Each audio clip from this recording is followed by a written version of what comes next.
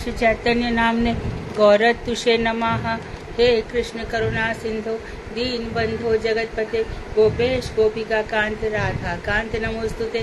तप्त कांचन गौरांगी राधे वृंदावनेश्वरी वृषभानुसुते देवी प्रणमामि हरिप्रिये। तवै वास्मि ना जीवामि त्वया विना इति विज्ञाय राधे त्वं नये मां चरणान्तिके।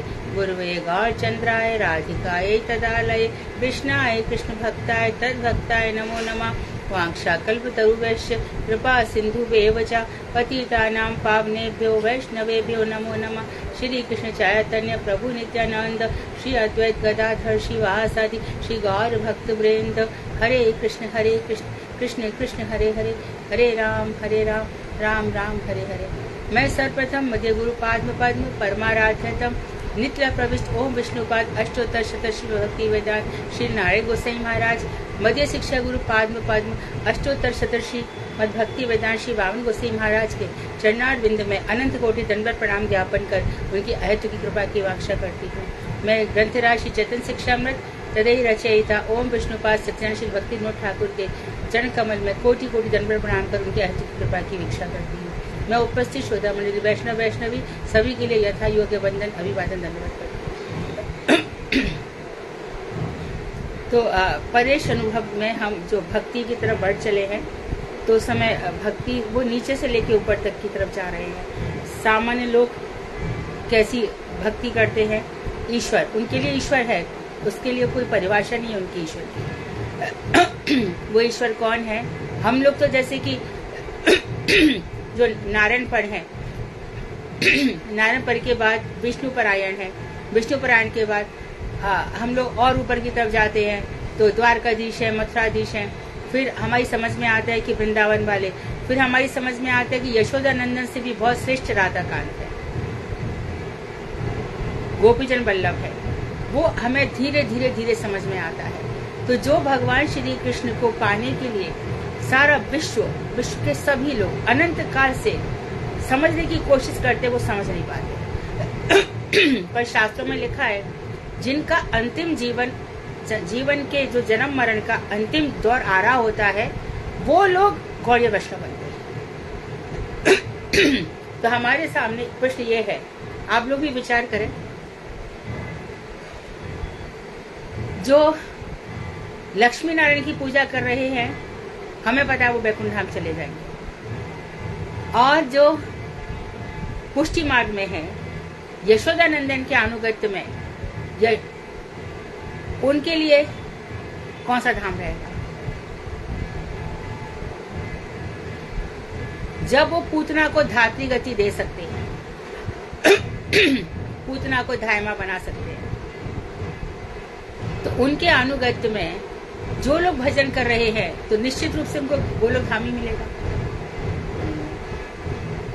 अच्छा, ऊपर गोपाल तापनी उपनिषद पढ़ो तो वहां पर साफ लिखा हुआ है कि भगवान श्री कृष्ण, राधिका ये दरवाजा बंद कर, बहुत आवाज आ रही है। गणपति का दिन है ना, मुझे लग ही नहीं रहा था कि आज क्लास हो पाएगी। ये वाला दरवाजा भी बंद करके देख दो।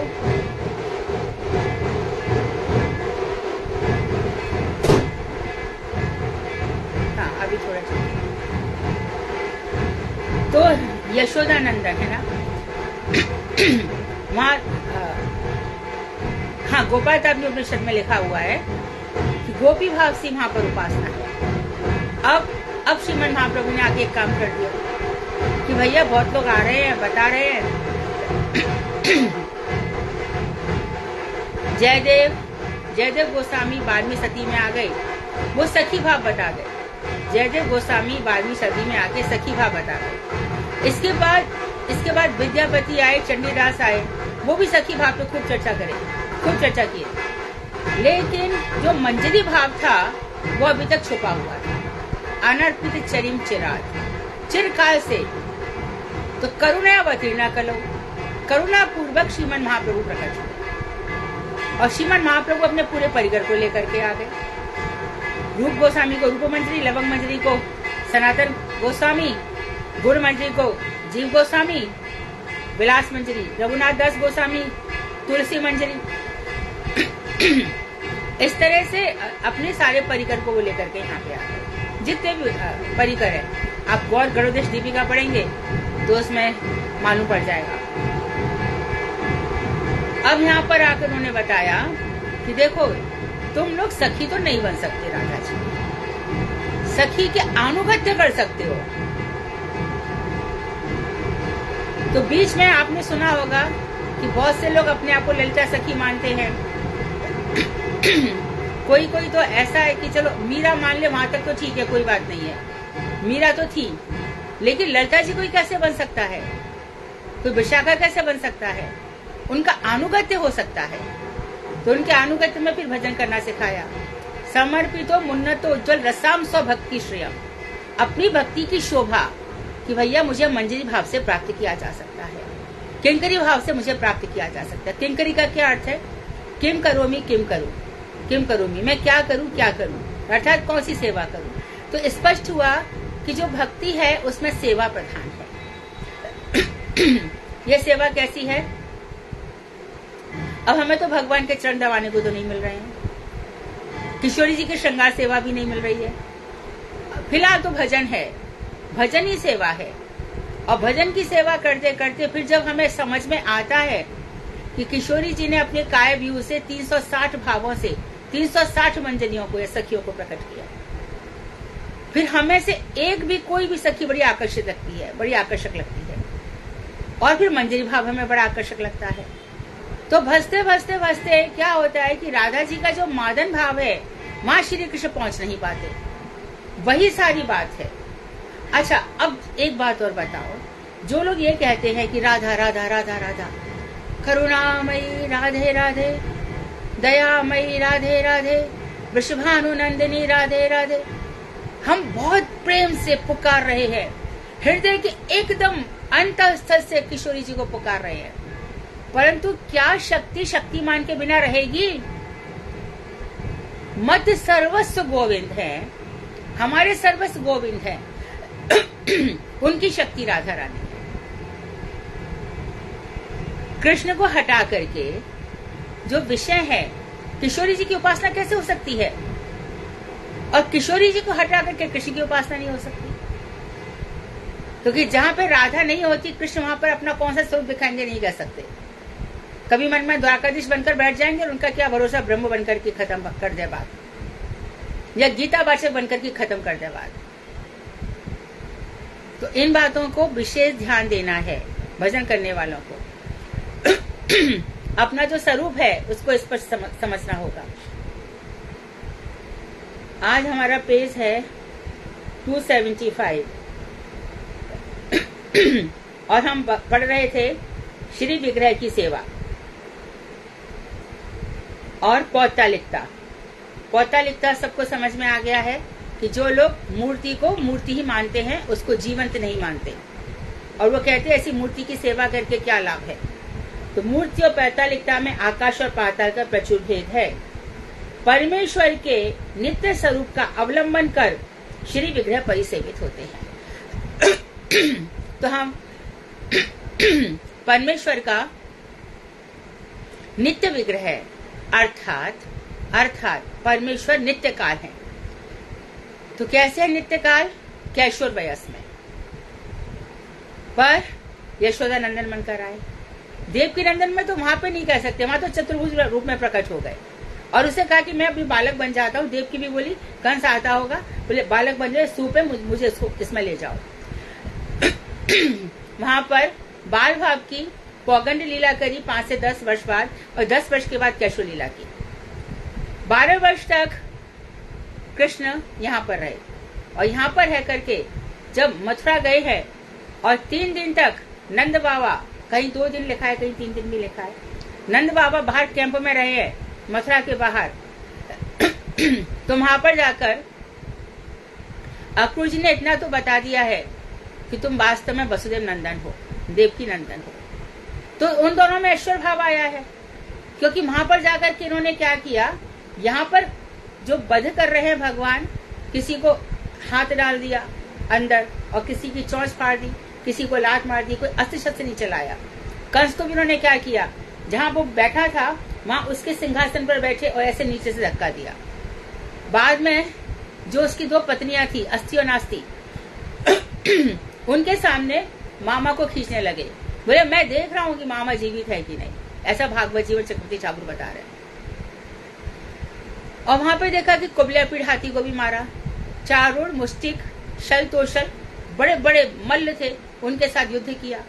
थोड़े खून के छींटे बीटे पड़े और वो छींटे बीटे पड़ के हाथ में दोनों भैया, एक हाथ में एक और एक हाथ में एक, बलराम कृष्ण वहां पे पहुंचे। तो ऐश्वर्य भाव देख करके, उनका वीर रस देख करके जो दोनों माँ बाप है वो दंग रह गए। दंग रह करके उनको पुत्र भाव नहीं आ रहा है, ऐश्वर्य भाव आ रहा है। तभी तो देवकी कह रही है, कृष्ण तुमने अपने गुरु का पुत्र ला करके दिया, मेरे भी 6 पुत्रों को ला करके दे दो। बाद में फिर वो नंद बाबा यशोदा से आकर कहते हैं, हम किसके पुत्र हैं? पुत्र तो मेरा ही है। बोले नहीं, आपकी तो बेटी हुई थी और बसदेव हम ले गए थे। बोले बेटी हुई तो ला के दे मुझे वापस।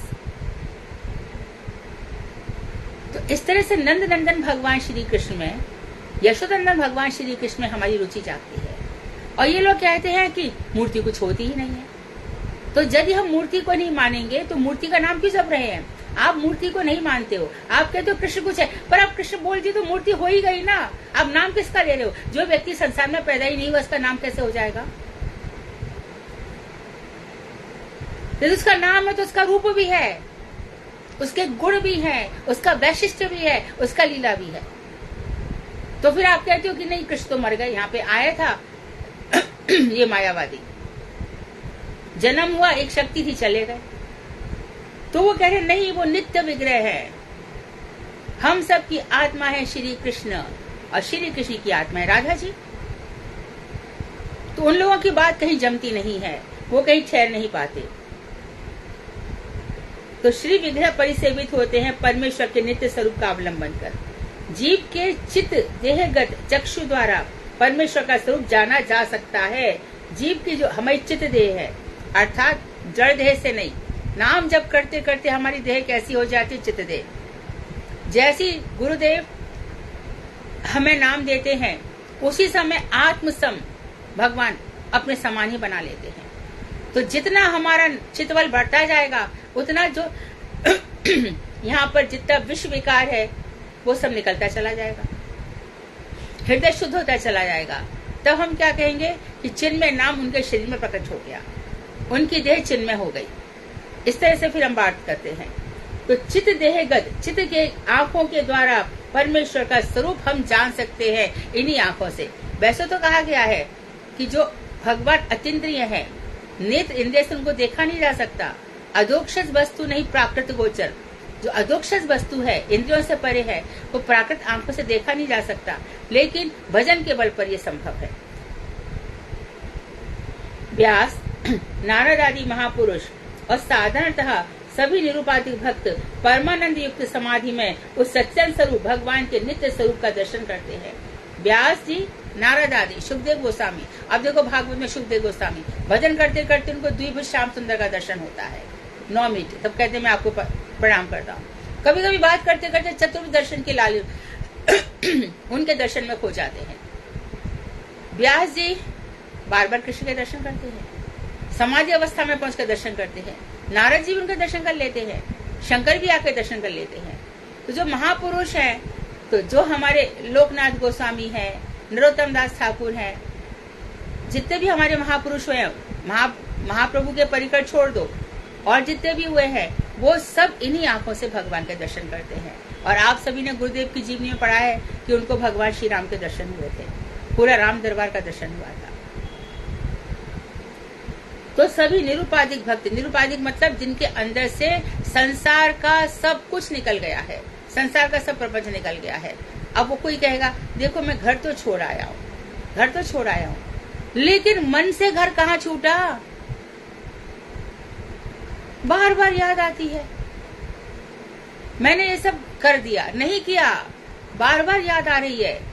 इसलिए तो कहते हैं कि भैया घर में रह करके सीखो, वैराग्य होता है कि नहीं? नहीं होता है भैया। इतना आसान होता तो एक तीव्र शास्त्र क्यों लिखे जाते? तो जिनके अंदर तीव्र वैराग्य आ गया है, उनकी बात हो रही है। और फिर आ भी गए तो यहाँ पर मत्सर ईर्ष्या बहुत है आपस में, उनका ऐसा है, उसका वैसा, वो ऐसा, वो वैसा है।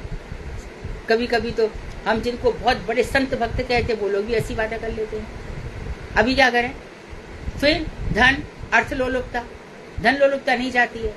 तो ये सब जब चले जाएंगे तो निरुपाधिक हो जाएंगे, ऐसे लोगों को भगवान के दर्शन हो सकते हैं। अब ये समझ लो,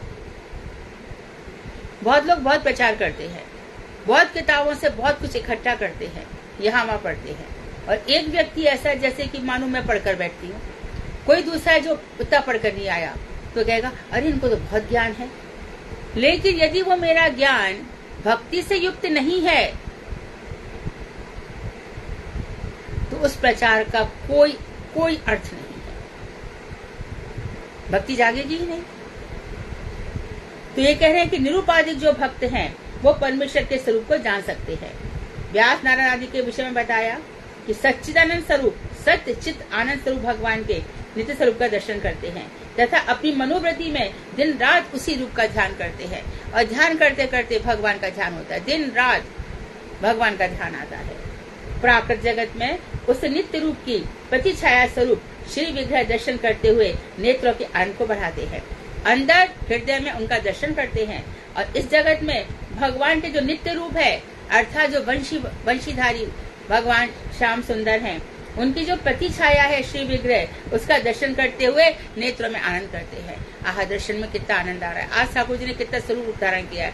आज तो भगवान ने पगड़ी धारण करी है, आज तो भगवान गोवेश धारण किए हुए हैं। इस तरह से हमारे अंदर भाव आते हैं। मैं भूल जाऊं इसके पहले कि कोई भी व्यक्ति इस तरह का बिल्कुल विचार ना करे। हमारे यहाँ पर राधा जी का व्रत नहीं होता। हम शक्तिमान को छोड़ करके शक्ति की पूजा नहीं करते। बहुत से मूर्ख कहते हैं कि जन्माष्टमी तभी पूरी होगी जब राधा जी का व्रत करोगे। नहीं, हमारे गुरु वैष्णवों ने ये बताया है कि शक्तिमान भगवान श्याम सुंदर की शक्ति है किशोरी जी। किशोरी जी के विषय कौन है? श्री कृष्ण। किशोरी जी हमारी आश्रय हैं, तो हम उनके अनुगत्य में भगवान श्री कृष्ण का भजन करते हैं। इसलिए राधाष्टमी का व्रत कभी भी नहीं करना चाहिए। ये तो फिर वही हो गया कि शक्ति का व्रत किया, शक्तिमान को भूल गए।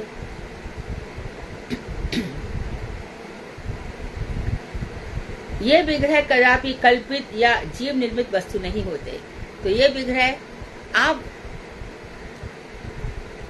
मानो परिवहन में बना दी, कोई परी फेरी बना दी, तो परी के विषय में सुना है तभी तो हम परी की कल्पना करते कि भैया उनके पंख होते हैं, ये सब होता है। या हम कभी कहते कि डायनासोर था, उसका क्या प्रमाण है कि भैया लाखों वर्ष पहले था। अभी तक उसके दांत मिल जाते हैं, फिर दांतों के हिसाब से डायनासोर का फिगर बनाया जाता है, बच्चों को पढ़ाया जाता है। और देखो एलियंस, उसके विषय में भी बच्चे बात करते थे, तभी तो कल्पना हो रही है, नहीं तो कल्पना कहाँ से होगी। जो असत्य है, असत और असत्य, मैं असत्य नहीं कहना चाहती हूँ, असत्य कहना चाहती हूँ, जो नहीं है वो कैसे हो सकता है। मेरे 4 भाई हैं, नहीं भाई 4 तो मेरे थे ही नहीं, मैं तो 2 ही भाई हैं, तो 2 की कल्पना कैसे कर सकते हो? 4 है तो उनकी कल्पना कर सकते हो। अच्छा आपने देखा नहीं देखा, कैसा आपका पिक्चर है? अच्छा ऐसा भाई का थोड़ा सा ऊंचा नीचा होगा, ये बड़ा छोटा ऐसा आप पिक्चर। लेकिन भगवान श्री कृष्ण के इतने विषय में इतना सब कुछ है, राम के विषय में, हनुमान जी के विषय में, तो हम उसकी कल्पना नहीं कर सकते। वो नित्य है, नित्य विग्रह उनका जो भगवान का है। हाँ, तो जीव निर्मित, जीव के कल्पना की वस्तु नहीं है।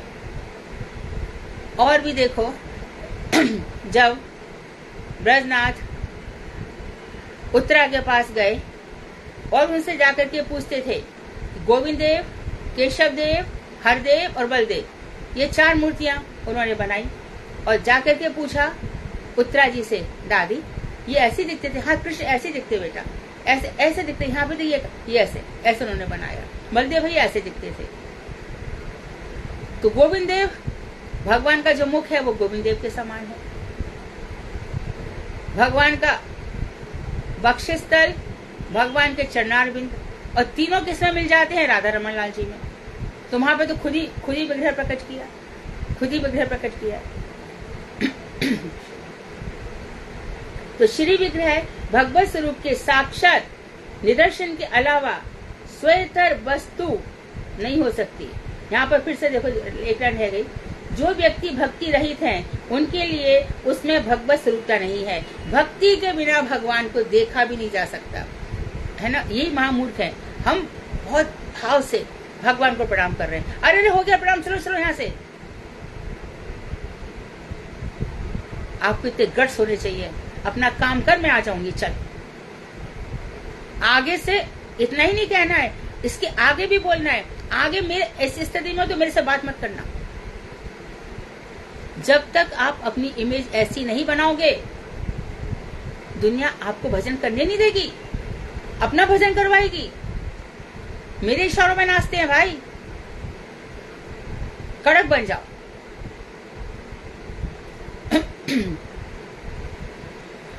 तो भक्तों के निकट भक्ति रहित जो है उनके लिए भगवत स्वरूपता नहीं है, किंतु भक्तों के निकट वह नित्य चिन्मय मूर्ति का अर्चावतार है।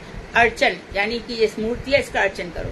कैसे अर्चन करो? उनको तिलक भी लगाओ, उनके मुकुट भी पहनाओ। जैसा वर्णन आया है शास्त्रों में भगवान कैसा पहनते हैं, उनको मोर पंख भी लगाओ। सब कुछ करो। भगवान के पैरों में घुंघरू भी पहनाओ, पाजे भी पहनाओ, हाथों में कंगन भी पहनाओ, बंशी धराओ। जब प्रसाद दे दो तो बंशी हटा दो। ठाकुर जी कैसे खाएंगे? गोकुलानंद जी में एक बार ऐसे ही हो गया, ठाकुर जी का प्रसाद रख दिया, बाद में पुजारी को जी को ध्यान है अब बंसी तो हटा ही नहीं। तो पुजारी जी ने बड़े कॉन्फिडेंस के साथ कहा, अरे खाना खाएगा, उसको भूख लगी है, निकाल लेगा वंशी को। परंतु ऐसा अपने को नहीं करना है, ये बहुत ऊंचे भाव में बात है। हमको ऐसा नहीं करना है। श्री विग्रह भगवत स्वरूप के साक्षात निदर्शन के अलावा स्वरूपेतर वस्तु हो भी नहीं सकते। तो श्री विग्रह भगवत स्वरूप के साक्षात, भगवान का जो श्री विग्रह है वो भगवान का साक्षात स्वरूप है। श्री विग्रह भगवान का साक्षात स्वरूप है, इसके अलावा स्वरूप से इतर वस्तु हो नहीं सकते। जो भगवान का स्वरूप है वैसे ही। तो चारों तरफ जितनी भी मूर्तियां हैं, जितने भी श्री विग्रह है, सब में एक ही भगवान है। अब हम देखते हैं कि तिरुपति बालाजी का स्वरूप थोड़ा अलग है, पद्मनाभ भगवान का, लेकिन वो कहीं ना कहीं उसके पीछे कथाएं रहती हैं। सब कुछ ही शिल्प और विज्ञान में जिस प्रकार अलक्षित तत्व की स्थूल प्रतिमूर्ति है, उसी प्रकार श्री विग्रह जड़ चक्षु के अगोचर भगवत स्वरूप का प्रतिभूत स्वरूप है। सब कुछ ही शिल्पकार की जो कार्विंग है, मूर्ति कला और विज्ञान, इसमें जिस प्रकार अलक्षित जो दिखाई ना दे उस तत्व की स्थूल प्रतिमूर्ति है। सब कुछ ही शिल्प और विज्ञान में जिस प्रकार हम कहते हैं जो दिखाई नहीं दे रहा उस तत्व की स्थूल प्रतिमूर्ति है, उसी प्रकार श्री विग्रह जड़ चक्षु, इन भक्ति के बिना जो चक्षु है, जड़ जो मायाबद्ध जीव हैं, उनके लिए अगोचर भगवत स्वरूप का प्रतिभूत स्वरूप है। उसी प्रकार श्री विग्रह इन लोगों के लिए क्या है, वो क्या कहेंगे, भगवान का प्रतिभू है। अब इसको भी समझ लो। जैसे कि राधा दामोदर मंदिर है, हम वृंदावन में गए, अब हमें पता चलता है कि राधा दामोदर जो रियल है वो जयपुर में है। तो यहाँ पे कौन है भैया, उनका प्रतिभू है। सेम ही मूर्ति है। गोपीनाथ जी में चले जाओ, जयपुर में गोपीनाथ जी, वहाँ गोपीनाथ जी में, जयपुर के जो गोपीनाथ में दिन रात आनंद पूर्वक कीर्तन चलता है। और यहाँ वृंदावन के गोपीनाथ में उतना नहीं है, कभी भी आप देख लेना। रियल गोपीनाथ वहां पर यहाँ इनका प्रतिभू है, पर प्रतिभू में भी सेम शक्ति रहती है। अब बात आई राधा दामोदर में गिरिराज शिला की, जिसमें ठाकुर जी का चरण चिन्ह भी है, लकुटी भी है, वंशी भी है, गाय के खुर का चिन्ह भी है। यहाँ भी है, ये इसको प्रतिभू माना जाएगा, क्योंकि जयपुर के राधा दामोदर में भी यह है। कभी कोई पूर्णमासी होती है, उसमें अभिषेक होते हैं, खाली उसी दर्शन करा दिया तो हर दिन दर्शन है। इसको प्रतिभू समझते हैं, सेम कॉपी। तो श्री विग्रह जड़ चक्षु के अगोचर भगवत स्वरूप का प्रतिभू स्वरूप है। भक्तों का भगवत स्वरूप प्रतिभू यथायथ है। इसे भक्त लोग विशुद्ध भक्ति वृद्धि रूप फल द्वारा सदैव परीक्षा करते रहते हैं। भक्तों का जो भगवान का स्वरूप प्रतिभू है वो एज इट इज है, जैसे वहां था वैसे वृंदावन में भी है। इससे भक्त लोग विशुद्ध भक्ति वृद्धि रूप, इससे उनकी भक्ति की वृद्धि रूप फल द्वारा सदैव परीक्षा करते रहते हैं। जैसे वहां भी वही दर्शन है, यहाँ भी मुझे वही आनंद हो रहा है। पूरे कार्तिक मास में वृंदावन में हर दिन प्राय सभी का प्रयास रहता है कि राधा दामोदर जाएं और वहां पे दर्शन करें। तो जो राधा दामोदर के वहां हो रहे हैं वो भी यहाँ पे हो रहे हैं। भक्तों के लिए वैसा ही है। विद्युत यंत्र का जो यथार्थ संबंध है वह केवल विद्युत फलोत्पत्ति रूप बल द्वारा ही जाना जाता है। इस विषय में जो अनभिज्ञ है वे विद्युत यंत्र को देखकर क्या समझेंगे। तो जैसे बिजली का यंत्र है, विद्युत यंत्र का कोई भी बिजली का यंत्र हो, गाड़ी हो, टीवी हो, जो भी बिजली से चीजें चलती हैं, मोबाइल भी जब तक चार्ज नहीं हुआ वो भी नहीं चलेगा। तो वह केवल विद्युत फल उत्पत्ति रूप फल द्वारा ही जाना जाता है। तो विद्युत से संबंध है तो हमें मालूम पड़ेगा कि विद्युत की क्या महिमा है। अभी लाइट चली जाएगी, सब इंटरनेट वगैरह सब खत्म हो जाएंगे, क्लास खत्म हो जाएगी, सब कुछ खत्म हो जाएगा। तब पता चला कि विद्युत का क्या महत्व है, विद्युत यंत्रों में विद्युत की क्या शक्ति है। तो इसका जो यथार्थ संबंध है वह केवल विद्युत फल की उत्पत्ति रूप फल द्वारा ही जाना जाता है। इस विषय में जो लोग जानते ही नहीं है कि विद्युत बिजली से चल रही है, वो क्या समझेंगे विद्युत यंत्र को, वो समझ ही नहीं सकते। इसी प्रकार जो शिव मूर्ति है वो भगवान के नित्य संबंध है। किससे चलेगी? भक्ति से। भक्ति से वो खाएंगे भी, पिएंगे भी, सब कुछ करेंगे। जिनके हृदय में भक्ति नहीं है वे विग्रह को पुतलिका कहने के सिवाय और क्या कह सकते हैं। भक्ति आपको ऐसी दिखेगा, जैसे उन्होंने बहुत सुंदर उदाहरण दिया कि जब बिजली नहीं है तो आप विद्युत यंत्र को नहीं समझ सकते, दोनों का कनेक्शन होगा। इसी प्रकार नित्य स्वरूप सच्चन विग्रह की आपके अंदर भक्ति नहीं है तो आप उसको जड़ ही समझेंगे, उस प्रतिमा को, उस मूर्ति को जड़ ही समझेंगे। हमने बार बार बताया है, मूर्ति के सामने अपराध होते हैं, मूर्ति के सामने कई प्रकार के अपराध हो जाते हैं। मूर्ति के सामने योनि कर लिया, जमाई ले ली, बड़ा अपराध हो गया। मूर्ति के सामने किसी को आशीर्वाद दे दिया, किसी को बद्दुआएं दे दी, यह भी अपराध है। मूर्ति के सामने रोते रहे, भगवान मेरे लिए ये नहीं है, वो नहीं है, यह भी अपराध है। मूर्ति के सामने डकार ले ली या अधोवायु छोड़ दी, यह भी अपराध है। तो ये श्री विग्रह यदि जीवित नहीं होते तो अपराध बनाए क्यों? हम किसी पार्क में चले गए, वहां पर किसी नेता की मूर्ति है, गांधी जी की है, सुभाष चंद्र बोस की है, वहां थोड़ी अपराध होता है, वो भगवत स्वरूप थोड़ी है, वहां कोई अपराध नहीं है। यहाँ पे अपराध माने गए।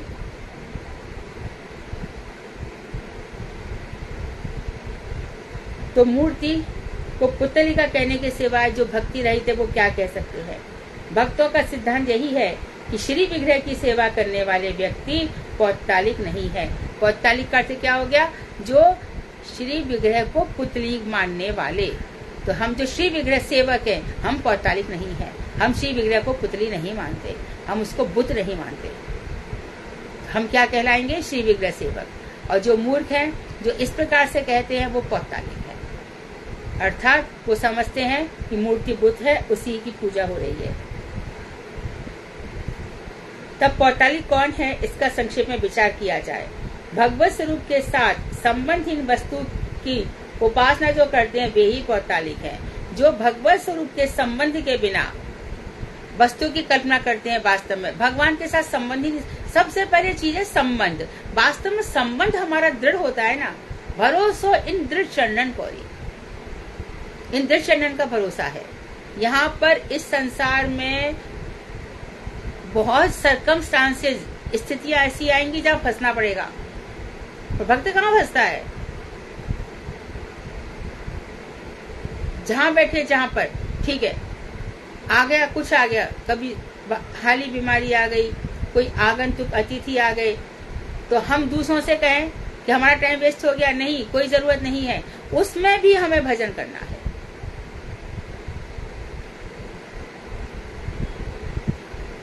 कैसे करना है? कर से कर्म करो विधि नाना, मन राखो जहाँ कृपा निधाना। मन वहीं पर रहे।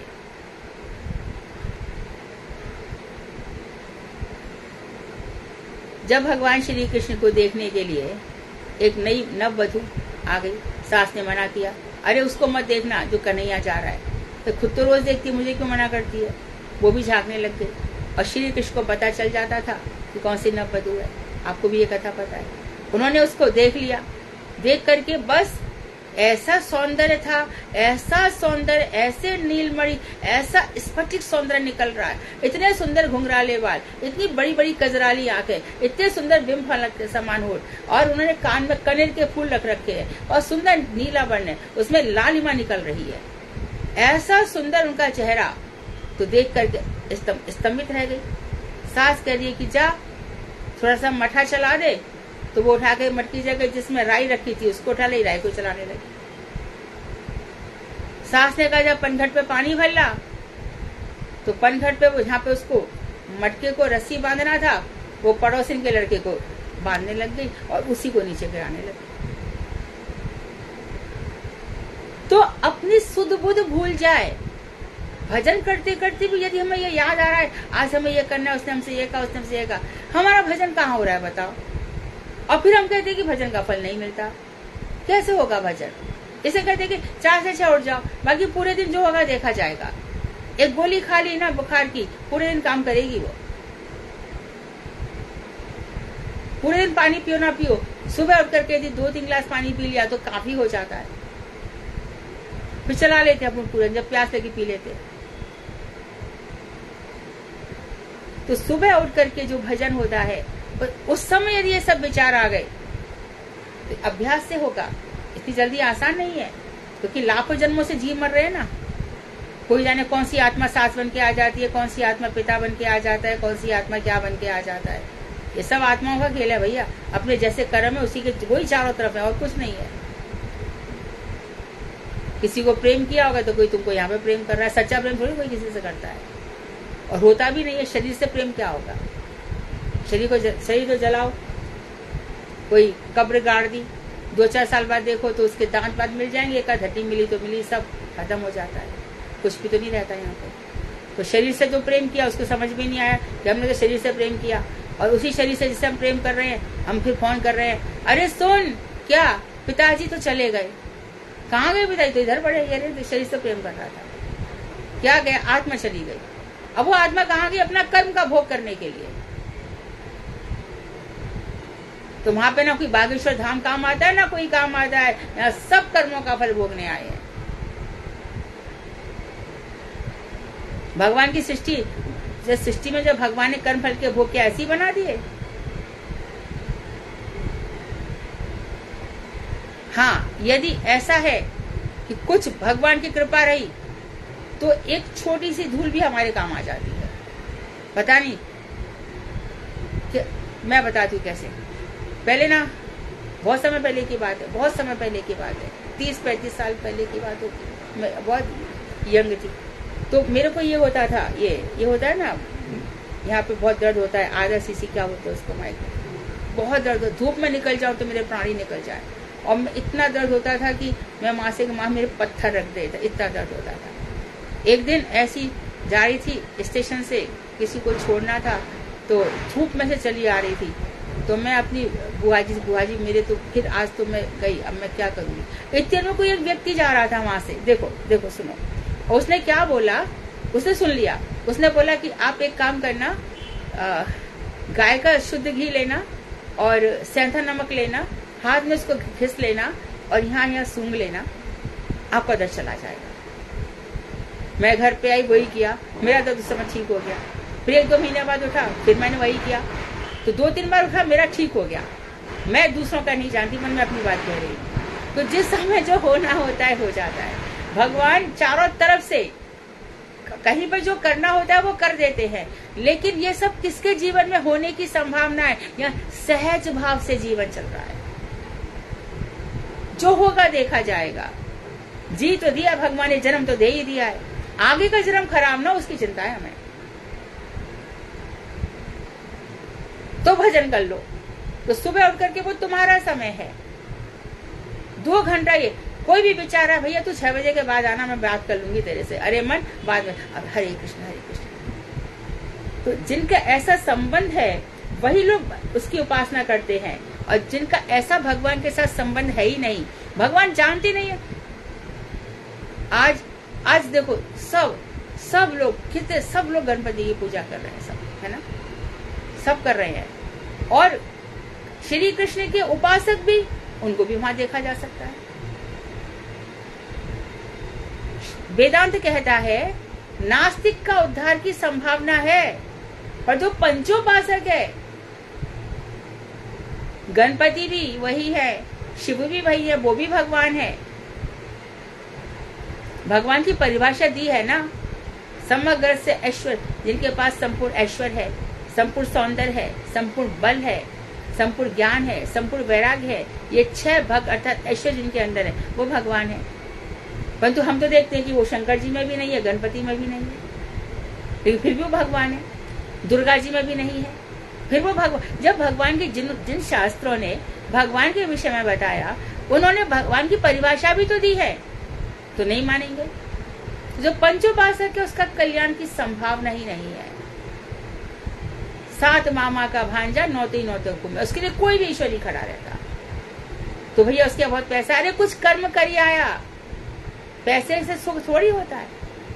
सुख तो वो होता है जिसको एकांतिक कृष्ण भक्ति मिल गई, वो समझो कि कुछ करके आया, अब उसके जन्म मरण कम है। अरे इस जन्म में तो भैया बेहिसाब धन दौलत संपत्ति है, हाँ तो क्या हो गया, हो गई तो क्या हो गया, मृत्यु को नहीं आएगी। अच्छा जब तक जी रहे सुख से जी रहे, क्या सुख से जी रहे, एक एक मिनट में चिंता है, कैसा बिजनेस चलेगा, क्या होगा। और फिर किसके लिए, पुण्य का फल स्वर्ग है, पुण्य का फल स्वर्ग से ऊपर है ही नहीं, पुण्य किया और स्वर्ग से सीधा धक्का नीचे। तो ये सब हम जब तत्व जानते हैं, उसके बाद जो भगवान के साथ संबंध होता है, लेकिन जो इस संबंध से रहित हैं वे पौतालिक हैं। अब बताए पौतालिक लोग 5 प्रकार के होते हैं। जो लोग तत्व ज्ञान या वस्तु ज्ञान के अभाव में जड़ पदार्थों को ईश्वर मानकर पूजते हैं, जड़ पदार्थों को ईश्वर मानकर पूजते हैं, इनके लिए जड़ पदार्थ ऐसा होता है, कैसे होता है, मेरा घर मंदिर है, मेरे बच्चे मेरे भगवान हैं, मेरी पत्नी मेरी ईश्वर है, यही मेरा संसार है, मेरा बेटा मेरे कलेजे का टुकड़ा है, भगवान जो होगा सो होगा, यही मेरा भगवान है। ये सब जड़ पदार्थ है। अरे हमारे पिताजी की बहुत संपत्ति मिली है, हमको बहुत धन मिला है, हमारे लिए तो हमारे पिताजी भगवान है भाई। हमारे घर में तो हमारी बहुत बड़ी लक्ष्मी आई है, जब से आई है हमारे घर में रिद्धि सिद्धि हो गई। ये जो जड़ पदार्थों में ये सब लोग ऐसे होते हैं। अब दूसरा देखो, जो लोग जड़ को हेय मानकर जड़ के विपरीत भाव को ईश्वर मानकर पूजते हैं, ये हम कई दफे बता चुके हैं कि जड़ से इंसान को नफरत आ जाती है। जिस मुखार बिंदु से हम इतना प्रेम करते थे, देखते देखते वो मुख बूढ़ा हो गया, देखते देखते वो मुख प्रौढ़ हो गया। अब जिन कचरारी आंखें कभी झुकती थी, कभी उठती थी, कभी शर्माती थी, जिन आंखों को हम मर जाते थे, अब वो आंखें एकदम कड़क हो गई हैं। और क्या क्या होता है ना, मुख में ये सब हो गया, कहाँ पर रिंकल्स आ गए, कहाँ पर माथे पे बल पड़ गए, आंख भौं के नीचे ये आंख ये लटक गई, यहाँ पर ये हो गया। अब क्या करें, वो चेहरा, ये सौंदर्य पे हम मरते थे। ये संसार फीका है, यहाँ पे कोई रहता ही नहीं है, ये स्त्री और पुरुष सभी के लिए है। तो वो हे मानकर, ऊपर जरूर कोई शक्ति है। जब वो दुर्गा जी का फोटो देखेगा, सीता जी का देखेगा, लक्ष्मी जी का देखेगा, एक कोई ईश्वर है जो बहुत सुंदर है। अच्छा, यहाँ के गुणों से परेशान हो गया, ये हर व्यक्ति यहाँ स्वार्थी है, एक कोई व्यक्ति है जो निर्गुण है। ऐसा जो संसार को है समझकर जिस ईश्वर की कल्पना करते हैं, ये भी पौतालिक है। तीसरे आ गए, जो लोग ईश्वर का स्वरूप श्री विग्रह नहीं मानते, परंतु स्वरूप रहित निराकार का चिंतन या ध्यान संभव नहीं है, ऐसा सोचकर निराकार की उपासना को सुलभ और सहज बनाने के लिए ईश्वर के जड़ीय रूप की कल्पना करते हैं। ईश्वर के तो श्री विग्रह को नहीं मानते, वो कहते हैं कि निराकार का चिंतन करना चाहिए, पर जिसका आकार ही नहीं है उसका क्या ध्यान करोगे, क्या संभव करोगे। तो वो क्या करते हैं, निराकार की उपासना सुलभ और सहज करने के लिए चलो ये ईश्वर है, हाँ ये शंकर जी हैं, ये है, ये साकार है, तो उसकी पूजा कर लेते हैं। अभी आप निराकार कहते हो, है ना, आर्य समाजी, मूर्ति पूजा मत करो, तुम्हारे तो दयानंद सरस्वती की फोटो सबसे पहले लग रही है, पूजा मत करो, तुम्हारे तो पहले अगरबत्ती चल रही है। और देखो, जो लोग अंतःकरण की शुद्धि और उन्नति के लिए ईश्वर की कल्पना करके उस कल्पित मूर्ति का ही ध्यान करते हैं, ध्यान करो सामने, त्रिकुट पर चले जाओ, ये भ्रुकुटी के बीच में, यहाँ पे ध्यान करो, यहाँ ध्यान करो, या फिर प्रादेश मात्र हृदय में अंगुष्ठ रूप में ब्रह्म विराजमान है, यहाँ का ध्यान करो। अब कौन है वो ब्रह्म? ठाकुर जी चतुर्भुज है नहीं, उनका मध्यमाकार है, बहुत सुंदर हमारे ठाकुर जी किशोरी जी के साथ हैं। अच्छा, तुम ध्यान करो, ध्यान करो, तो कोई भी ईश्वर का, किसका ध्यान करे बाबा, किसका ध्यान करें, सो कोई कल्पना नहीं है, अरे सब एक है। और कलयुग आ जाएगा तो घोर समन्वयवाद, अरे किसी को मानो, स्कूलों में भी क्या पाठ पढ़ा रहे हैं, वी आर द वर्ल्ड, हम सब एक हैं, हम सब एक हैं, एक हैं। ये जो मुसलमान लव जिहाद के नाम पर इतना सारा हम हिंदू लड़कियों को परेशान कर रहे हैं, उनको समझाओ ना, जाके उनके स्कूलों में सिखाओ ना, हिंदुओं के स्कूलों में भी तुमको सिखाने को हो रहा है।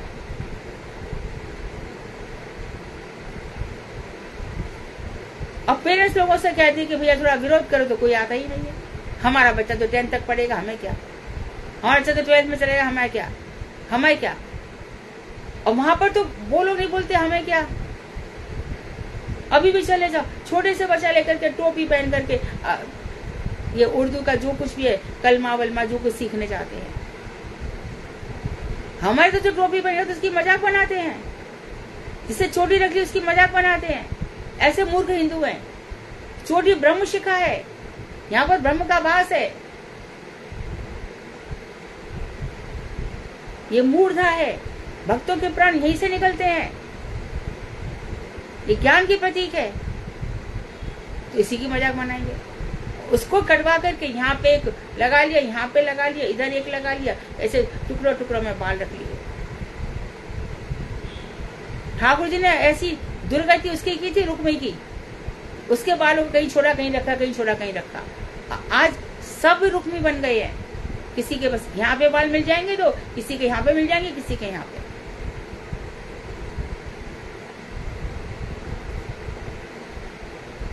तो ऐसे कल्पित मूर्ति की, इससे हमारा कल्पित मूर्ति से अंतःकरण शुद्ध होगा। रेचक पूरे कुंभक सिखाएंगे, देखो कुछ शांत वांत नहीं होता।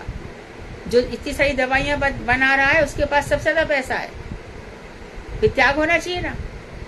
किसके लिए जोड़ा जा रहा है ये सब? फिर क्यों नहीं गरीबों की सहायता हो रही है? किसके लिए बन रहा है ये सब? जीव की जीव खरीदे जा रहे हैं, किसके लिए? जो लोग जीव को ईश्वर मानकर पूछते हैं, और 5 प्रकार के लोग हैं जो जीव को ईश्वर और कैसे मानते। देखो, मंदिर में जाएंगे, पुजारी जी, पुजारी उनके लिए भगवान है। अरे पुजारी खाली घंटा हिलाता है, आरती करता है, सैलरी बेस पे काम कर रहा है, उसको क्या पता तत्व ज्ञान क्या है? हाँ, तत्व ज्ञानी यदि पुजारी है तब तो नहीं। पुजारी मंदिर वही अच्छा लगेगा जहाँ पुजारी हंस के बात कर रहा है, जहाँ पुजारी कुछ प्रेम से बोल रहा है, वही मंदिर अच्छा है। एक है पुष्टि मार्ग में जाती है, हमारे मोटा मंदिर में जाती है, तो भैया पहले वो आ जाती थी 7:30-8 पे, आजकल नहीं आती। क्यों? कुकू महाराज बहुत देर से आते हैं। तो कुकू महाराज से जरा क्या लेना देना है? आते हैं, बात करते हैं, हंसाते हैं, मीठा मीठा बोलते हैं। तो कुकू महाराज के लिए जा रही थी, इतने दिनों से ठाकुर जी के लिए नहीं जा रही थी। ऐसे ही सबका हाल है, पुजारी को प्रसन्न करने के लिए मंदिर में जाते हैं, तो ठाकुर जी को पता नहीं है काहे के लिए आ रही है।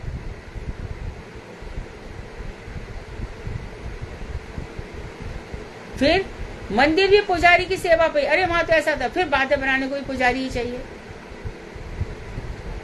अरे पुजारी कितने सारी चीजों से गुजर रहा है, उसके मन में भी तो जाने क्या क्या भरा पड़ा है। तो ऐसे कुछ लोग जो जीव को ही ईश्वर मान लेते हैं, ऐसे बहुत से सब कुछ आ जाएगा, जैसे मैं बेटा बेटी बताया, और और बताया पति परमेश्वर है, पता नहीं कहाँ पे लिखा है पति परमेश्वर है, मैं तो कोई शास्त्र में पढ़ा नहीं है। और शास्त्र में ये तो लिखा है यत नार्यस्तु पूज्यन्ते रमन्ते तत् देवता यत ये ना पूज्यन्ते तत् विफला सब क्रिया। जहाँ नारियों की पूजा होती है वहाँ देवता रमण करते हैं, और जहाँ इनका अपमान किया जाता है वहाँ पे सारे कार्य विफल हो जाते हैं। लेकिन कुछ पुष्टली नारियां भी होती हैं जो किसी की भी सगी नहीं होती। भागवत के बता रही हूँ, कौन से स्कंद में मुझे याद नहीं है। ये नारी जो है अपने भाई को भी मरवा सकती है। इनके लिए तुलसीदास जी ने कहा ऐसी नारियों के लिए ढोल गंवार शुद्र पशु नारी सकल ताड़ना की अधिकारी।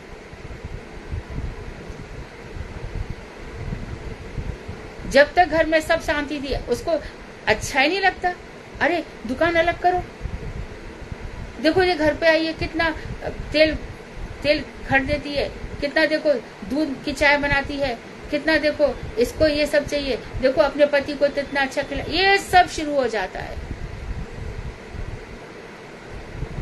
और जब देखते देखते घर में सब अलग अलग हो जाते हैं, फिर ऐसा एकांतपन खलता है ना, बीज तो तू नहीं बोया था, और आज जब एकांत हो गए तो तड़फ रहे हो। संग में रह करके सम्मान करना नहीं आया, यूज करना आया सबको, कैसे किसको यूज कर लूं। तो ये सब लोग एक भी ईश्वर को प्राप्त नहीं कर सकते। ये बताया ईश्वर ज्ञान से जड़ की पूजा पौतालिकता है। जड़ को ईश्वर समझ के यदि कर रहे हो तो ये भी पौतालिकता है। यहाँ पे बता रहे हैं अलग असभ्य जंगली जातियां, इनके विषय में आता है, भील इत्यादि, अनकल्चर अनसिविलाइज्ड है, जंगल में रहने वाले, अग्नि पूजक और ग्रीक देशीय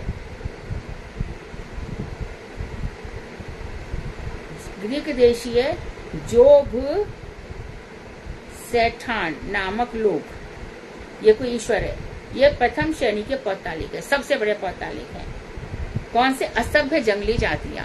ये किसी को भी अच्छा, इन लोगों की एक चीज तो है, ये जो असभ्य जंगली जाति पेड़ों से बहुत प्रेम करते हैं। यदि ये पेड़ काटो जब आंदोलन चला था, पेड़ काटना जब चला था तो इनका चिपको आंदोलन चला था। तो चिपको आंदोलन में क्या करते थे, हाथ ऐसे खड़े होते, पहले हमको काटो बाद में पेड़ काटा जाएगा। ये तो इन्होंने बहुत अच्छा काम किया था। लेकिन इनके लिए ईश्वर कौन है वो इनको भी नहीं पता। और बहुत से लोग अग्नि को ईश्वर मानते हैं।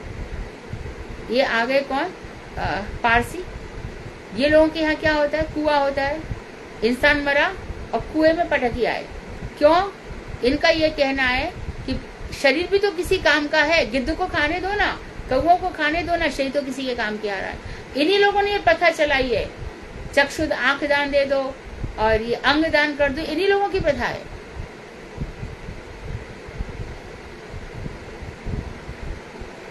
अग्नि पूजक और ये है जोब सेठान नामक लोग प्रथम श्रेणी के पौतालिक हैं।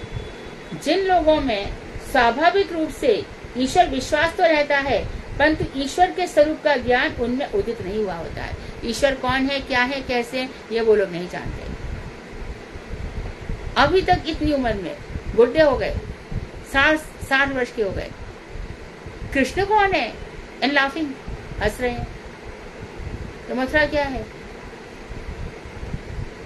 इन लोगों की तो पारसियों की हालत इतनी खराब हो गई है, कहीं और मिलते नहीं, भारत में तब भी मिल जाते, विश्व में तो सब जगह से निकल ही गए ये लोग। तो इतने इनके यहाँ पे शादियां आपस में होने लग गई है क्योंकि संख्या बहुत कम हो गई है। तो इनके यहाँ पे बड़े हैंडीकैप बच्चे पैदा हो रहे हैं। इतना आसान नहीं है, जो मना है वो कर लेना। ये वो लोग हैं। ईश्वर है तो सही, पर ईश्वर का स्वरूप क्या है? ये लोग अज्ञानता के कारण चमक दमक वाली वस्तुओं को ईश्वर मानकर पूजते हैं। अधिकार के अनुसार ऐसी पौतालिकता निंदनीय नहीं है, अर्थात इनका अधिकारी ऐसा तो इसकी क्या निंदा करे। चमक धमक की जो वस्तु है, ये लोग साधारण लोग, भील लोग, जो चमक धमक होगी इसको ईश्वर मान लेंगे। और फिर ये लोग उनमें से कोई कहेगा अरे देख तारा टूटा है, उल्का से जो मांगोगे मिल जाएगा, टूटा तारा देखा। ये इन्हीं लोगों ने बात फैलाई हुई है। सब अंडमान निकोबार द्वीप समूह है, वहां पे देखो क्या ईश्वर के नाम पे क्या है। अंडमान के लोग निकोबार नहीं जा सकते, निकोबार के लोगों से शादी नहीं कर सकते थे कुछ समय पहले, और निकोबार के लोग अंडमान वालों से शादी नहीं कर सकते थे। तो वहां से उनसे पूछो कि भैया अभी अंडमान निकोबार एक कैसे हो गए। इसमें सेक्रीफाइस किया। ततारा वामिरो 2 व्यक्ति थे और उन्होंने ततारा के उसमें छोटी एक तलवार थी, उसने इसको 2 भाग कर दिए, धरती को फाड़ दिया। पहले ये एक थे, बाद में अलग अलग कर दिया। इस तरह से कई कई बातें आ जाती हैं। ये सब लोक कथाएं होती हैं। ये लोग ईश्वर तक कभी नहीं पहुंच पाते। इसलिए जो 4 लाख योनि मनुष्यों की है ना, 84 लाख में से, इसमें ये सब आ जाएंगे। सब यहूदी, पारसी, भील, किन्नर, ये सब कुछ आ जाएगा। समझो हमारे स्थान भगवान ने कि ऐसी अच्छी हमें कुछ तो दे दिया है, कुछ तो समझ दे दी है, नहीं तो क्या हो रहा होता, यानी कितने जन्मों तक क्या होगा। ये और पढ़ लेते हैं। निर्विशेषवादी भी पौताली की है। जड़ीय ज्ञान की अत्यधिक आलोचना द्वारा इस संसार में नाम रूप गुण वाली सभी वस्तुएं ही नाशवान हैं, ऐसा जानकर मुक्ति द्वारा इन सारे जड़ीय गुणों के विपरीत नाम रूप गुण और क्रिया रहित एक निर्विशेष भाव को ही जो लोग ईश्वर मानते हैं, वे भी पौताली की हैं। कैसा है? जो जड़ीय ज्ञान की, संसार के ज्ञान की बड़ी आलोचना होती है। इनके पास संसारी ज्ञान के इतने टॉपिक्स होते हैं, इतने टॉपिक, ये लोग घंटों चर्चा कर सकते हैं। राजनीति पे ले लो, इकोनॉमिक्स पे ले लो, संसार में कौन से अफेयर चल रहे हैं, जातिवाद पे ले लो, वंशवाद पे ले लो, और अभी ये चांद पे पहुंच गए उस पे ले लो, विज्ञान पे ले लो, कहाँ पे प्रकृति के क्या क्या चीज है वहां पे ले लो। कोई चीज इनके पास ऐसी नहीं है जिस पर ये डिस्कशन नहीं कर सकते। तो ये लोग क्या करते हैं, बहुत अधिक आलोचना करते हैं। फिर ये क्या मानते हैं, अरे भैया ये नाम रूप गुण सभी वस्तुएं नाशवान है, ये सब कुछ नहीं रहेंगी। अब वो कहेंगे देखो भैया ये क्या है, रामन प्रभाव है ना, सीवी वेंकट रामन बड़े भारे साइंटिस्ट हैं। इन्होंने पता लगा लिया, ये पहले समझते थे कि समुद्र का रंग नीला ही क्यों है, और अच्छा इन्होंने देखा कि ऊपर से चीज नीचे ही क्यों गिरती है। ऊपर से हर चीज नीचे गिरती है, चलो मान लिया, ऊपर तो बहुत सारी चीजें कितनी नीचे गिर गई ये तो बताओ। अब यहां से देखो विश्वामित्र से ये कौन था, क्या नाम था उसका, जिसको विश्वामित्र ने अपनी शक्ति से ऊपर भेज दिया, त्रिशंकु, आज तक लटका हुआ है, आ जाए ना नीचे। हाँ क्या हुआ? हाँ त्रिशंकु, उसको ऊपर आज तक नीचे आके बता देना, हर चीज ऊपर से नीचे आती है। तो ऊपर से फेंका जा रहा है, नीचे से लटका रखा है विश्वामित्र जी ने। पर ये लोग 50 तरह की बातें करेंगे, कहेंगे नाशवान है, ऐसा जानकर युक्ति द्वारा इन सारे जड़ीय गुणों के विपरीत कहेंगे एक कोई तो चीज है जिसका नाम रूप गुण और क्रिया एक निर्विशेष भाव को लोग ईश्वर मानते हैं, जिसका कोई वैशिष्ट नहीं है, एक शक्ति चला रही है। ऐसे कम से कम 90% लोग हैं, एक शक्ति चला रही है। ये सब आ जाएंगे, इसमें सब आ जाएंगे, मुस्लिम सब कुछ आ जाएंगे। मुस्लिम लोगों के पास बोलो कि तुम्हारे अल्लाह के नाम पे तुम क्या जानते हो, ये तो कुछ ही जानते। सूफी लोग तब भी थोड़े से उनके अंदर अल्लाह के प्रति विरह का भाव है, थोड़ा है। सूफी लोग इतना काट मार नहीं करते, उनकी साधना तो भी औरों से बेटर है। उनको बताया जाए तो वो लोग शायद सुधर भी जाएं। रहीम है, रस खान है, चांद बीबी है, हो तो हिंदुआनी ही रहूंगी मैं, चांद बीबी ने साफ कह दिया। तो ये लोग एक ईश्वर को मानते, कल्पना कर लेते, ये लोग सब पौतालिक है। ईश्वर को निराकार मानने वाले सभी लोग पौतालिकी है। वास्तव में निर्विशेष भाव कदापि ईश्वर का स्वरूप या स्वरूप संधि भाव नहीं हो सकता। निर्विशेष भाव कदापि, अर्थात निर्विशेष फिर से समझ लो जिसके अंदर गुण ही नहीं है, वैशिष्ट नहीं है, एक शक्ति है। अरे उसका कुछ गुण तो होगा, कुछ तो होगा। अरे ईश्वर ने तुमको बनाया, तुम्हारा सर्जन किया, ईश्वर तुम्हारे पालक है, ईश्वर तेरे संहारक है, सो नहीं, कुछ भी नहीं मानेंगे। अरे मौत आ गई, मर गए।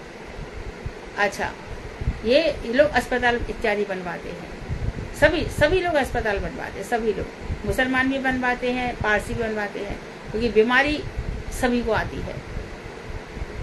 हमारे हिंदू लोग मंदिरों पे बहुत ध्यान देते हैं। वो चाहते हैं कि मंदिर की पूजा चलती रहे। ये थोड़ा तो अंतर है प्राय करके। तो मंदिर इत्यादि है, तो देखते देखते हम देखते हैं चर्च उतने नहीं बनते, जो पहले बन गए सो बन गए। इसी प्रकार से दरगाह इत्यादि भी इतनी ज्यादा नहीं बनती, मस्जिद इत्यादि भी नहीं बन। हिंदू मंदिर रोज नए बन जाते हैं। ये उपासना के ऊपर आधारित है। तो ये लोग उनको निराकार मानते हैं, उनका आकार नहीं है, तो निर्विशेष मानते हैं। तो निर्विशेष कदापि ईश्वर का स्वरूप निर्विशेष भगवान ऐसा हो नहीं सकते कि वो वैशिष्ट रहित हो। ईश्वर के अनंत विशेषणों में से निर्विशेषता भी एक विशेष ही है। ऐसी निर्विशेषता ईश्वर का स्वरूप संबंधी भाव हो सकता है। ईश्वर का स्वरूप जड़ से विलक्षण तो है, परंतु जड़ विपरीत नहीं है। इसमें बहुत इंपॉर्टेंट बात बता दी उन्होंने। वो कह रहे हैं कि ईश्वर के अनंत विशेषण है, निर्विशेषता भी उनका एक विशेषण है कि इतने सारे विशेषण होते हुए भी प्राकृत विशेषण नहीं है उनके अंदर, जागतिक कोई विशेषण नहीं है। भगवान के सभी गुण अचिंत्य हैं, सभी गुण अचिंत्य हैं। ऐसी निर्विशेषता ईश्वर का स्वरूप संबंधी भाव हो सकता है। ये ईश्वर का स्वरूप संबंधी भाव है, क्योंकि उनके अंदर प्राकृतिक जगत का कोई वैशिष्ट्य नहीं है। ये उनका गुण है, ये निर्विशेषता इस तरह से उनका गुण है। ईश्वर का स्वरूप जड़ से विलक्षण है, अर्थात प्राकृत से विलक्षण है, परंतु जड़ से विपरीत नहीं है। जो कुछ भी है जड़ क्या है? जड़ से उल्टा नहीं है। जड़ से विपरीत तो है, विलक्षण तो अनोखा है, लेकिन भगवान से जड़ भी निकला है, ये भी ध्यान रखना चाहिए। ये जड़ जगत ही भगवान से प्रकट हुआ है, तो भगवान जड़ से अलग नहीं है। तो 5 भेद आ गए इसमें फिर से, जो जैव धर्म में बताए गए।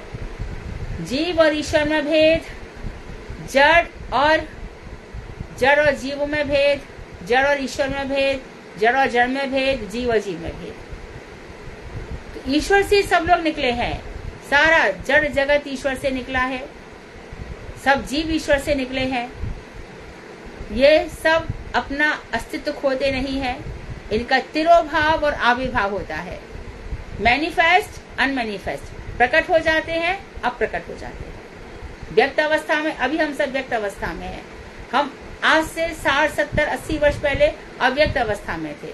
अब हम थोड़े दिन 20, 25, 30 साल जितना जो जिएगा, उसके बाद हम सब अव्यक्त अवस्था में हो जाएंगे। तो ईश्वर जड़ भी नहीं है और जड़ के विपरीत भी नहीं है। वांछाकल्पतरुभ्यश्च कृपा सिन्धुभ्येव च पतितानां पावनेभ्यो वैष्णवेभ्यो नमः।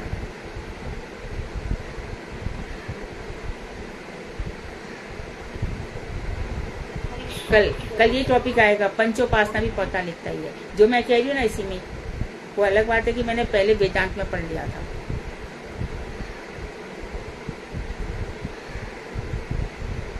दीदी को जो लास्ट में भी बोला वो एक बार और बता दीजिए। कौन सा? ये मतलब ईश्वर के अनंत विशेषों में हाँ, निर्विशेषता, अर्थात निर्विशेषता जो है कि उनके अंदर प्राकृत विशेषता नहीं है, जड़ जगत की विशेषता नहीं है। अनंत गुण ऐसा है कि उनके अंदर अचिंत्य गुण है, उनका प्राकृत नहीं है। ये निर्विशेषता है, जगत का वैशिष्ट नहीं है। फिर उन्होंने कहा कि ईश्वर का स्वरूप जड़ से विलक्षण तो है, जड़ से अलग तो है, लेकिन जड़ के विपरीत नहीं है, क्योंकि सब वस्तुएं ईश्वर से निकली हैं।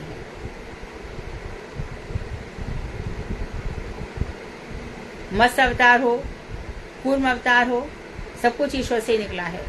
कोई तो ऐसा भी बोलता है, मुझे नहीं पता कि इसमें सच्चाई क्या है। मैंने वो ग्रंथ कभी पता चलेगा कि हाँ वहाँ लिखा है कि जब मोहिनी अवतार हुआ तो सूर्य चंद्रमा इत्यादि सब सोचने लगे कि भगवान ये मोहिनी का रूप हम फिर देखना चाहते हैं, आपने तुरंत खत्म कर लिया। तो बोलते कि सूर्य ही वृषभानु जी बनकर आ गए और जो मोहिनी है वही राधा रानी बनकर आ गई। ऐसे भी बातें आती है। तो जो जड़ है भगवान, सब कुछ जितने भी है यहाँ पर सब कुछ भगवान से ही है।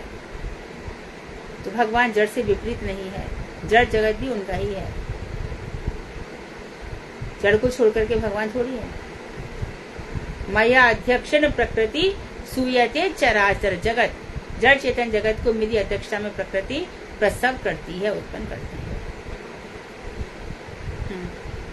वांछाकल्पतरुभ्यश्च कृपा सिन्धुभ्येव च पतितानां पावनेभ्यो वैष्णवेभ्यो नमः।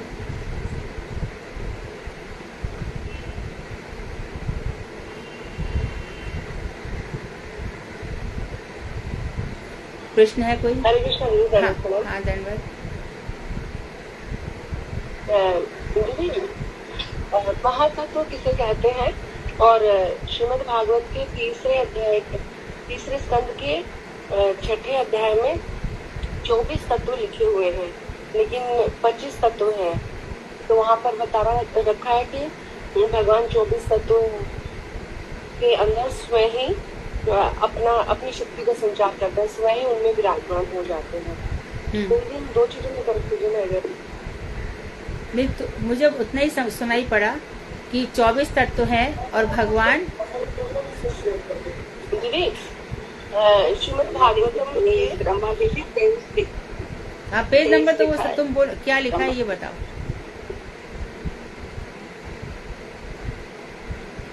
आवाज नहीं आ रही। जी महतत्व किसे बोलते हैं? हाँ महतत्व। महतत्व प्रकृति और अहंकार के बीच की अवस्था है। महतत्व प्रकृति और अहंकार के बीच की अवस्था है। तो भगवान से प्रकृति और प्रकृति से जब अहंकार आया, प्रकृति और अहंकार के बीच में महतत्व है। महतत्व एक पर्दा जैसा है, झीना पर्दा, वो फट जाता है, उसके बाद ये सब जीव चलता है।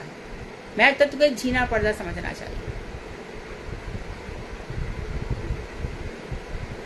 दीदी महत्व तो भगवान को नहीं बोलेंगे क्या? नहीं, महत्व 24 पदार्थों में महत्व भी एक पदार्थ है, उसको झीना सा पर्दा समझो ना। प्रकृति के बाद ये आएगा, उसके बाद व्यक्त होने लगती है सब चीजें। जब तक महत्व नहीं होगा तो उसके पहले सब अव्यक्त रहते हैं, महत्व के बाद सब व्यक्त होने लग जाती है चीजें, सभी क्रियाएं करने लग जाते हैं। हाँ व्यक्त मैनिफेस्ट होने लग, प्रकट होने लग जाती है। उसके पहले महत्व नहीं होगा तो महत्व में जब शोभ उत्पन्न होता है तब ये सब प्रकट होते हैं। और इसी तृतीय स्कंद के छठे अध्याय में दूसरे श्लोक में दीदी लिखा हुआ है कि 23 तत्वों के समूह में प्रवेश कर जाते हैं भगवान। तो दीदी हमने पहले भक्ति तत्व विवेक में 24 तत्व पढ़े थे, लेकिन यहाँ पर 23 तत्व बताए गए। आगे तुम आगे पढ़ोगी 16 तत्व, आगे पढ़ोगी 5 तत्व, ऐसे जगह जगह में तत्व बदल गए, उसमें चिंता की बात नहीं है। 11वें स्कंद में जाओगी तो भगवान खुद ही उद्धव जी से कह रहे हैं, कोई भगवान के शब्द ये है, कोई कहता है 6 तत्व है, कोई कहता है 7 तत्व है। तो कोई क्या करता है कि मन बुद्धि चित्त अहंकार तो 4 है, तो यहाँ पे 4 ले लिए, और कोई 11 इंद्रिय में मन को घुसा देता है। इस तरह से गड़बड़ होती है। इसमें एक तत्व मिस्टेक है या नहीं 23 तत्व संख्या में मिस्टेक नहीं है, मन की बात बता रही हूँ ना मैं। 10 देखो इंद्रियां हो गई, 5 ज्ञान इंद्रिय, 5 वहां पे वो 11वीं इंद्रिय उभय इंद्रिय मानते हैं। कैसे ये ज्ञान इंद्रिय या कर्म इंद्रिय मन, तो मन को वहां पे ले लिया, और फिर 5 महाभूत हो गए, 5 तन्मात्राएं हो गई, 21। लेकिन वापस फिर मन बुद्धि चित्त अहंकार ले लिया तो मन 2 जगह हो जाता है, तो 24 तत्व हो जाते हैं। ये सूक्ष्म शरीर है, वहां पे इंद्रिय के रूप में ले लिया।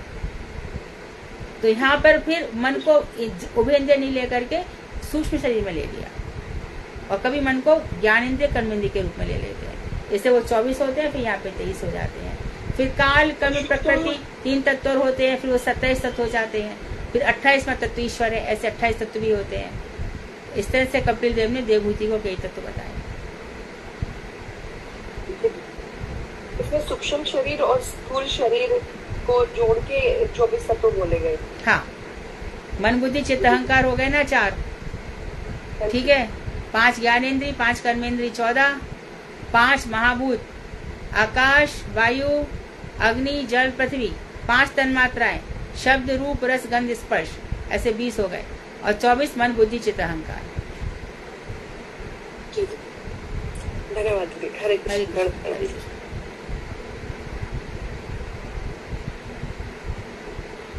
कौन भजन गा रहा है?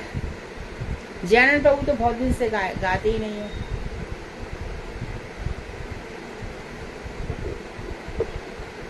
दीदी मैं गाऊं? कौन है साथ ना? कौन बोला? नहीं दीदी विनीता। विनीता, हाँ गाओ। विनीता दीदी। हाँ गाओ गाओ।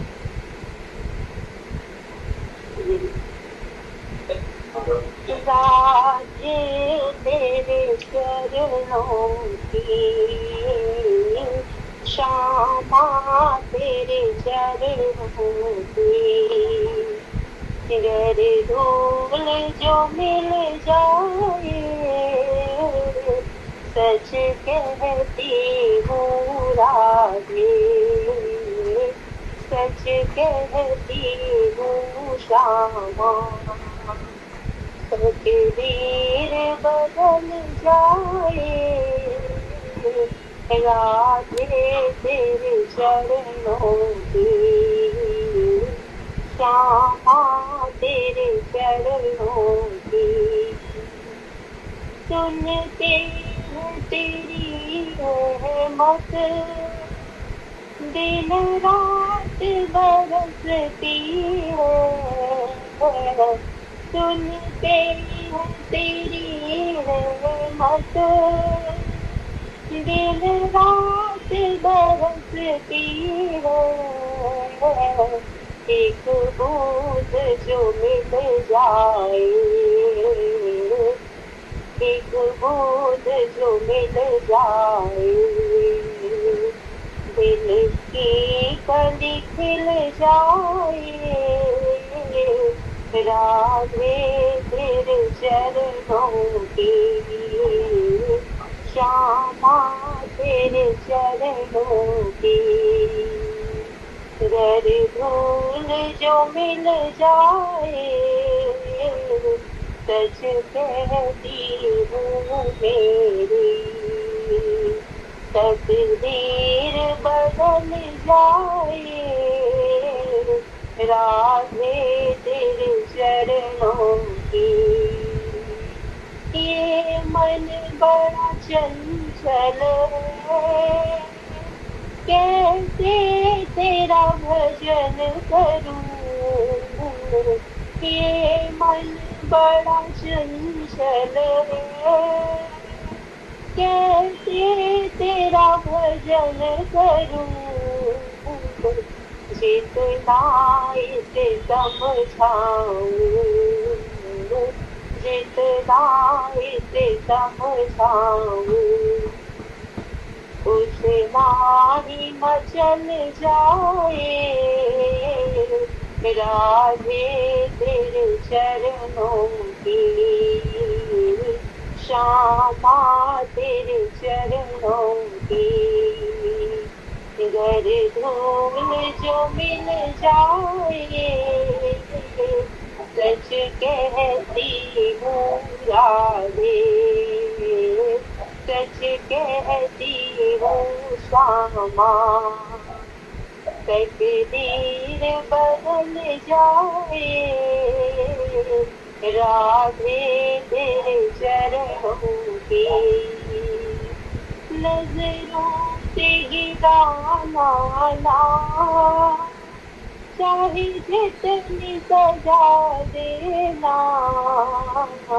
नजर से गिराना ना, चाहे जितनी सजा देना। नजरों से जो गिर जाए, नजरों से जो गिर जाए, मुश्किल ही संभल पाए, राधे तेरे चरणों की, श्यामा तेरे चरणों की। गर धूल जो मिल जाए, सच कहती हूँ मेरी, तकदीर बदल जाए, राधे तेरे चरणों की। श्यामा इस जीवन की बस एक तमन्ना है, श्यामा इस जीवन की बस एक तमन्ना है। तुम सामने हो मेरे, तुम सामने हो मेरे, मेरा मेरी निकल जाए, राधे तेरे चरणों की श्यामा, तेरे चरणों की। गर धूल जो मिल जाए, सच कहती हूँ श्यामा, सच कहती हूँ राधे। मेरी तकदीर बदल जाए, राधे राधे तेरे चरणों की श्यामा, तेरे चरणों की। राधे राधे राधे राधे राधे राधे राधे श्री राधे राधे राधे राधे राधे राधे राधे राधे श्री राधे। बहुत बहुत सुंदर। सुनते हैं तेरी रहमत दिन रात बरसती है कि हो है, बरसती है ना। बहुत सुंदर, बहुत बढ़िया, बहुत अच्छी आवाज़ है।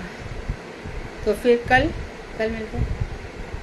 वांशा कल्पतरुवश्य कृपा सिंधु व्यवच पतितानां पावनेभ्यो वैष्णवेभ्यो नमः। धन्यवाद, धन्यवाद। हरे कृष्णा, धन्यवाद।